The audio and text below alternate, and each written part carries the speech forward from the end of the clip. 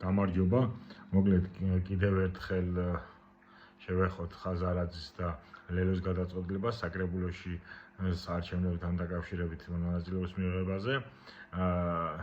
ერთ მაგალითს მოვიყვან, გვარამიამ ტვ მთავარში რაფის სიმბინძურების დააყენა და გააკეთა და არა მარტო გვარამიამ, არამედ თელმა სტაფმა მსგავსი რამ არ უკადრია ფაქტიურად იმედსაც კი და რატო ვამბობ ახლა ამ მაგალითს.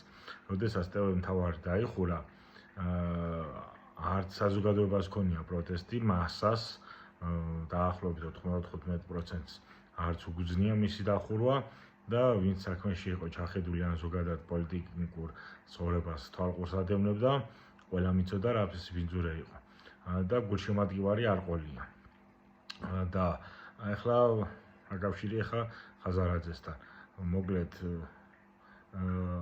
უდავი, ანუ გველს აქ, მახრჩობელა გველს აქ ესეთი თვისება, როდესაც მას გაზრდი, შემდგომ ეს გველი ადრე თუ გვიან შენ დაგახჩობს რა.